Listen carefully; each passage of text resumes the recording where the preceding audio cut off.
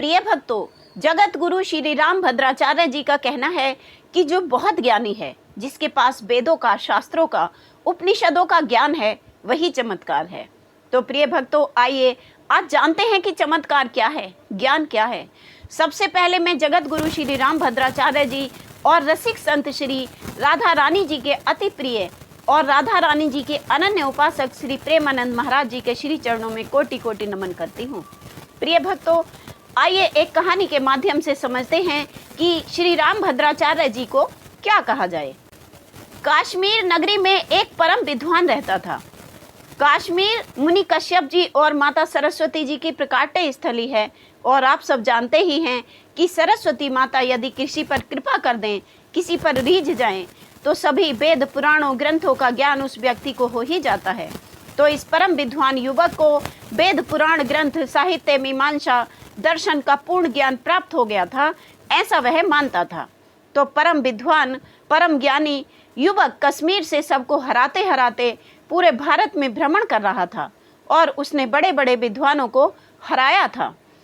हराने का मतलब कुश्ती या युद्ध नहीं, बल्कि शास्त्रार्थ में हराया था। और ऐसे ही हराते हराते वह भगवान शंकर की प्रिय नगरी काशी जा पहुंचा। काशी में भी उस युवक ने सभी काशी के विद्वानों को चैलेंज कर दिया कि यदि कोई स्वयं को विद्वान मानता है तो मुझसे शास्त्रार्थ करे। अब काशी नगरी में जहां महाकाल स्वयं निवास करते हैं, तो उनके भक्त, उनके अनुयायी कम तो नहीं होंगे, विद्वान तो होंगे, लेकिन फिर भी उस युवक ने शास्त्रार्थ में उन सबको हरा दिया। वे उससे जीत न पाए। सभी विद्वान अत्यंत दुखी हो गए और फिर वे वयोवृद्ध संत जी के पास जा पहुँचे और हाथ जोड़कर कहने लगे कि महाराज, अब काशी नगरी की लज्जा आपके हाथ में है। तब संत जी ने पूछा कि बात क्या है, स्पष्ट कहो। तब सारे विद्वान कहने लगे, महाराज, कश्मीर से एक नवयुवक आया है। वह सभी को शास्त्रार्थ के लिए चुनौती देता है, लेकिन कोई भी विद्वान उसके सामने टिक नहीं पाता है। जो भी जाता है हार जाता है। इसलिए हम आपके पास आए हैं। काशी की लज्जा अब आप ही बचाइए। बाबा ने कहा, ठीक है, कल हम उससे शास्त्रार्थ करने चलेंगे। तब काशी नगरी के विद्वानों को कुछ आस बंधी। अगले दिन शास्त्रार्थ के लिए स्थान चुना गया, तैयारी हो गई, मंच लगाया गया। मंच पर 2 सोफे लगे। एक पर वह स्वयं को सर्वश्रेष्ठ समझने वाला नवयुवक बैठा, दूसरे पर वह वयोवृद्ध संत जी बैठे और प्रांगण में पूरी काशी के स्त्री पुरुष एकत्र हो गए, क्योंकि सबने सुन रखा था कि काशी के एक विद्वान ने काशी के सभी विद्वानों को शास्त्रार्थ में हरा दिया है।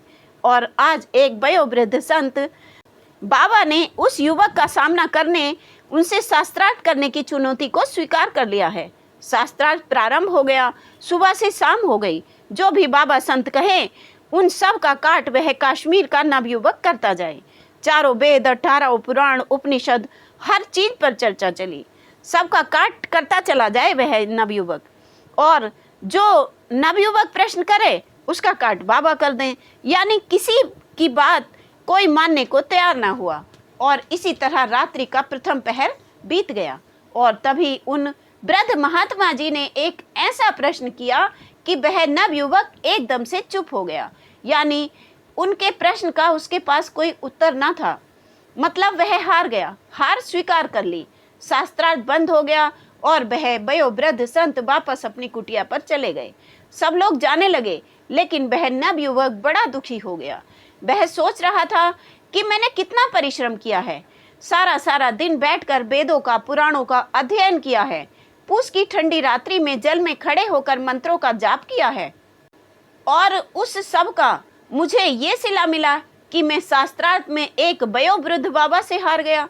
वह सोचने लगा कि अब मैं जीकर क्या करूँगा। वह मन में विचार कर रहा है कि क्या यही दिन देखने के लिए मैंने इतना कठिन परिश्रम किया था। और जैसे तैसे उसकी वह रात्रि व्यतीत हुई। जैसे ही सुबह हुई, उसने सारे नगर में, पूरी काशी में यह ऐलान कर दिया कि वह नदी में डूबकर अपने प्राणों को त्याग देगा। अब वह जीवित रहना नहीं चाहता। ये बात जब काशी के विद्वानों ने सुनी, उन्हीं विद्वानों ने जो उससे शास्त्रार्थ में हार गए थे, उन सबको बड़ा दुख हुआ। उन्होंने उसे बहुत समझाया, लेकिन नवयुवक विद्वान किसी की बात को नहीं समझ पा रहा था। वह अपनी बात पर अडिग रहा। अब एक बार फिर काशी के सारे विद्वान एकत्र होकर उन्हीं वयोवृद्ध संत बाबा के पास जा पहुंचे। उन्हें देखकर बाबा जी ने कहा, अरे अब क्या हुआ, शास्त्रार्थ तो हो गया, काशी नगरी की इज्जत तो बच गई ना। सभी विद्वानों ने हाथ जोड़कर कहा, बाबा, वह विद्वान नवयुवक अब नदी में डूबकर अपने प्राण त्यागने जा रहा है। बाबा, हमने उसे बहुत समझाया है परंतु वह नहीं मान रहा है।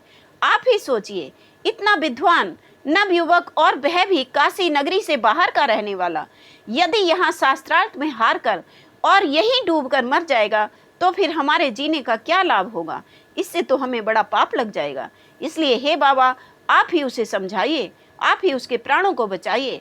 बाबा ने कहा, ठीक है, आप लोग उससे जाकर कहो कि वह हमसे हारा हुआ है और हारे हुए व्यक्ति का ये कर्तव्य है कि उसे जीते हुए व्यक्ति की बात माननी चाहिए, सुननी चाहिए। इसलिए वह एक बार हमसे आकर मिले, हमारी बात सुने और फिर जैसा चाहे वैसा करे। सारे विद्वान उस नवयुवक के पास जा पहुँचे और सारी बात बता दी। युवक विद्वान तो था ही, उसे ये बात माननी पड़ी और वह संत से मिलने जा पहुंचा। हाथ जोड़कर प्रणाम किया। संत ने आयुष्मान कहा और फिर कारण पूछा कि क्या चाहते हो।